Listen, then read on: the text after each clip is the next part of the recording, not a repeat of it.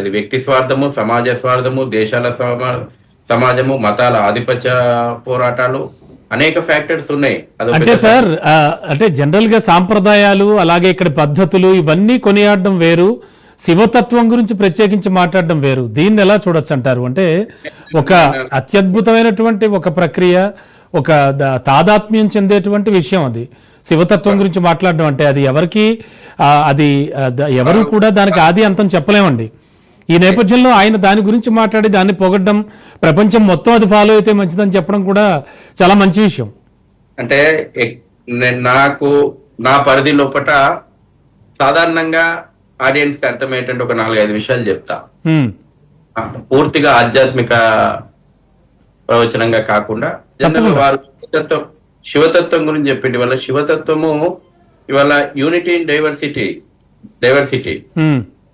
అద్వైత భావం ఏం చెప్తుందండి? యూనిటీ ఇన్ డైవర్సిటీని మనకు స్పష్టం చేస్తా ఉంది. ఇలా ప్రపంచంలో కూడా శాంతి లేకుండా ఎందుకు పోయింది? ఏకాత్మత మానవతావాదం అంటాం మనం. ఇవాళ నీకు ఉంది, నాలో ఉంది, ఒకటే ఆ పరమాత్ముడు అనేటువంటి భావన ఉన్నప్పుడు మనిషి కలిసి జీవించడం సాధ్యమవుతుంది. కేవలం ఒక మనిషే కాదు, ఏకాత్మత మానవతా భావాన్ని సమస్త సృష్టి లోపల ఉన్నటువంటి అన్ని జీవాల లోపల దర్శించింది శివతత్వం. కేవలం జీవాలనే కాదు, ప్రకృతిని మొత్తం ఆరాధించింది మన శివతత్వం. రాయి దప్ప పుట్ట లోపల కూడా మనం ప్రకృతిని పూజించడం, ఆరాధించడం. కేవలం ఒక భూమినే కాదు, సమస్త మండలాన్ని మనము మన కుటుంబంగా భావించడం. అందుకే మనం చందమామ అంటాం. అవును. సూర్యుడిని పొద్దున్నేస్తే మనకు శక్తినిచ్చి మన యొక్క జీవనానికి, జీవికి ఆధారభూతమైనటువంటి సూర్యుని భగవంతునితో మనం పూజిస్తాం. మనకు నీళ్లు అందించేటువంటి నదులను పవిత్రమైనటువంటి భావనతోటి గంగామాత అంటాం. చెట్టును తులసి మాత అంటాం. సమస్త జీవరాశుల్లోనూ సమన్వయపరిచేటువంటి ఎకో సిస్టమ్ ఏదైతే ఉందో ఇది కదా ఇవాళ భవిష్యత్తు తరాలకు. ఇవాళ మనం గ్లోబల్ వార్మింగ్ గురించి మాట్లాడుతూ ఉన్నాం సార్. భవిష్యత్ తరాలంటే ఒక మాట గుర్తొచ్చింది. ఇప్పుడున్నటువంటి సిచ్యువేషన్స్ లో ప్రతి ఒక్కళ్ళు కూడా వేరే కంట్రీస్ వెళ్ళి అక్కడ చదువుకుని అక్కడే సెటిల్ అవ్వడం, అక్కడే ఆస్తులు సంపాదించుకోవడం, అక్కడే ఉండడానికి ఇష్టపడుతున్నటువంటి యువత ఇప్పుడు ఎరోల్ మస్క్ చేసినటువంటి వ్యాఖ్యలు విని, ఆయన చెప్పినటువంటి విషయాలు విని పాటిస్తే కొంతవరకైనా బెటర్ అంటారా?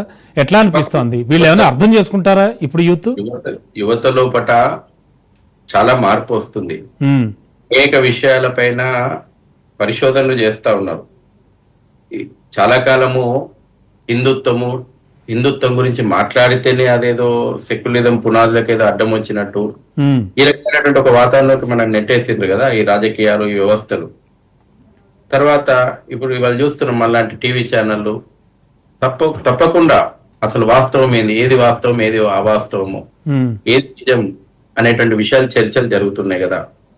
కాబట్టి చాలా మంది ఈ దేశంలో ఉన్నటువంటి యువత ఈరోజు మన యొక్క గొప్పతనం ఏంది, మన రామాయణ మహాభారతాల యొక్క గొప్పతనం ఏంది, మన వేదాల్లో ఉన్నటువంటి సైన్స్ మీద, టెక్నాలజీ మీద, రకరకాల విషయాల మీద లోతైనటువంటి పరిశోధన చేస్తా ఉన్నారు. మనం ప్రపంచానికి జ్ఞానభిక్ష పెట్టినటువంటి వాళ్ళం.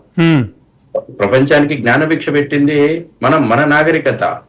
ఇవాళ చూడండి ఎంత గొప్పదైనటువంటి నాగరికత. ఇవాళ మా దేశమే, మా నాగరికత గొప్పది అనుకున్నటువంటి గ్రీకు సామ్రాజ్యం ఇవాళ లేదు.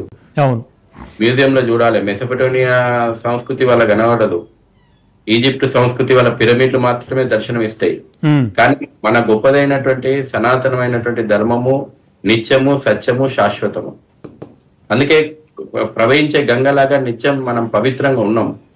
మనం ఏ రోజు కూడా వితండంగా మనం వాదించలేదు. అవును సార్. ఈ యొక్క సనాతనమైనటువంటి ధర్మం గొప్పతనం ఏమైందంటే తెలియని విషయాలు తెలిసినప్పుడు మనం యాక్సెప్ట్ చేసినాం. విశ్వంలో ఉన్నటువంటి అనేక విషయాలమైన మన ఋషులు పరిశోధనలు చేసింది. ఇవాళ మనం గతంలో మనం ఋషులు అంటే ఇవాళ సైంటిస్టులు. అవునండి, అవును.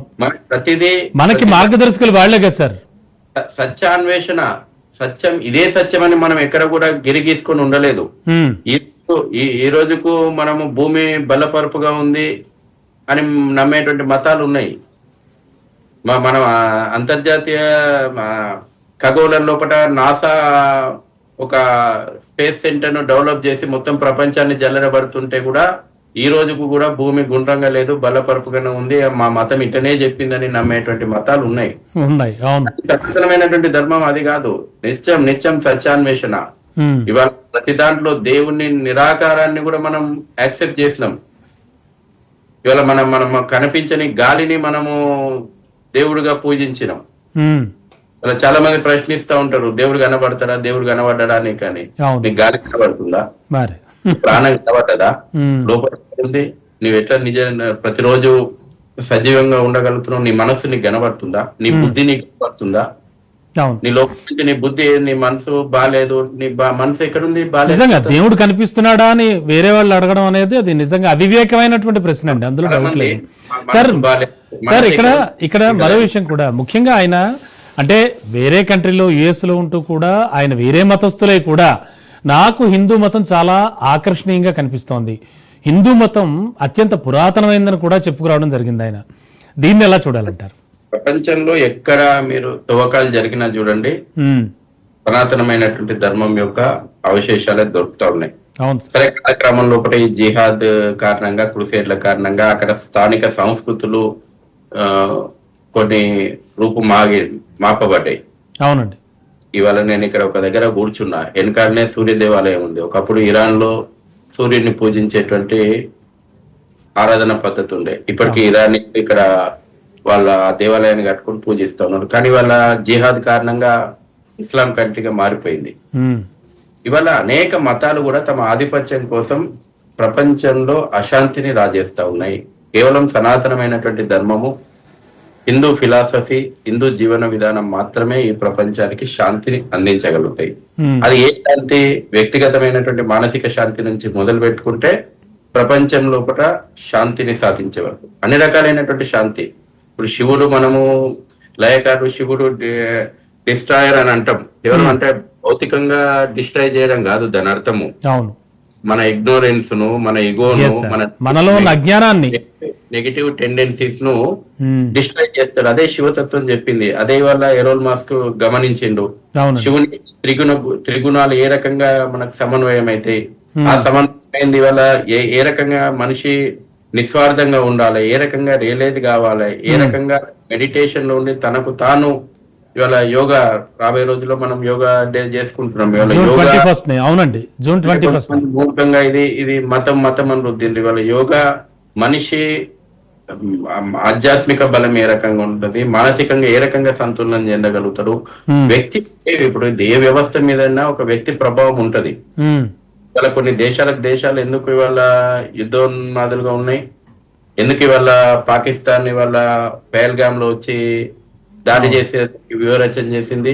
సార్, మరో విషయం ఏంటంటే, నేటి ప్రపంచంలోని అంటే ఇవాల్టి ప్రపంచంలో అత్యుత్తమ నాయకుల్లో మోడీ కూడా ఒకరు అని కొనియాడడం జరిగింది. ఆయన కర్మయోగి, శివతత్వం. తను చేయాల్సినటువంటి కర్మలను, తను చేయాల్సినటువంటి విధులను ఆయన మోడీ గారి గురించి మాట్లాడుతూ ఆ స్పష్టత గురించి కానీ, ఆ కాన్ఫిడెన్స్ లెవెల్స్ గురించి కానీ, అంటే ప్రపంచ నాయకత్వం ఇవాళ ఏ రకమైనటువంటి నాయకత్వం కోరుకుంటుంది, ఏ రకమైనటువంటి స్పష్టత ఉండాలి అన్ని విషయాలపైన. అప్పుడే సమాజానికి, దేశానికి ఆ నాయకత్వమే బలంగా ముందుకు నడపగలుగుతుంది. ఆ నాయకత్వం ఈరోజు ప్రపంచం కోరుకుంటుంది. వాళ్ళు మోడీ గారి నాయకత్వం గురించి వాళ్ళు మాట్లాడుతూ కేవలం అంటే విదేశీ నీతి కూడా ఏ విధంగా ఉండాలా. ఇవాళ అర్థశాస్త్రంని కూడా మన వేదాలు బోధించినాయి. దాన్ని ఒక ధర్మబద్ధంగా ఏ రకంగా అర్థశాస్త్రాన్ని ముందుకు తీసుకొని పోవాలని బోధించినాయి. ఇవాళ అమెరికా ఆరాటం, ఆధిపత్య పోరాటం ఇవాళ ప్రపంచ అశాంతికి కారణం కదా. ఇవాళ ధర్మబద్ధమైనటువంటి అర్థశాస్త్రం, ఎకానమీ జనరేట్ కావాలా, దాన్ని ఏ విధంగా అట్టడుగు స్థాయికి తీసుకుపోయి ప్రజల యొక్క సంక్షేమం కోసం ఉపయోగించాలి, ఏ రకంగా ధర్మబద్ధమైనటువంటి కార్యక్రమాలు నిర్వహించాలి, ఇది కదా మన సనాతనమైనటువంటి ధర్మం చెప్పింది. అందుకే మనం ప్రతిదాన్ని ధర్మంతో ముడిపెట్టినాం.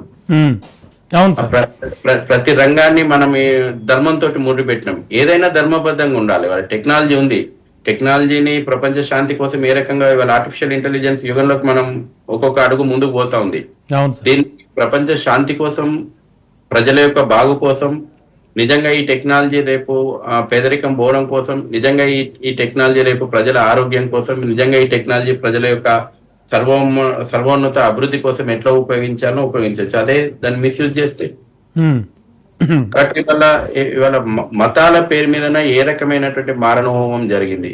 అందుకే ఇవాళ ఆర్థికంగా అజమాయిషి చెలాయించాలా, ఇవాళ అగ్రదేశాల పేరు మీద ప్రపంచంలో అశాంతికి కారణమైతుంది. సార్ ఆయన మరో విషయం కూడా అన్నారు, ప్రపంచం శివుడి జ్ఞానాన్ని అనుసరిస్తే శాంతి వైపు ఖచ్చితంగా అడుగులు పడతాయని చెప్పడం కూడా చాలా మనం ఖచ్చితంగా చర్చించాల్సిన అంశం. అది స్పిరిచువల్ ఎవాల్యూషన్ ఎట్లుండాలి అదే శివతత్వం చెప్పింది. అది ఇవాళ ఎరోల్ మాస్క్ కు అర్థమైంది. ప్రోగ్రెస్, నిజమైనటువంటి అభివృద్ధి ఏంది? అభివృద్ధి అని అంటే మెటీరియల్ అభివృద్ధి, ఒక భౌతికపరమైనటువంటి అభివృద్ధి? ఇదే నా అభివృద్ధి. నీకు ఆధ్యాత్మికంగా సమాజం ఏ రకమైనటువంటి పురోగతి సాధించింది, సొసైటీ ఏ రకంగా ఒక సమన్వయంగా ఉన్నది, ఇది కదా నిజమైనటువంటి అభివృద్ధి. ఇది కదా శివతత్వం బోధించింది. అందుకే ఇవాళ ఎరోల్ మాస్క్ అదే చెప్పిండు, ట్రూ ప్రోగ్రెస్ అనేటువంటిది దేది కొలమానము.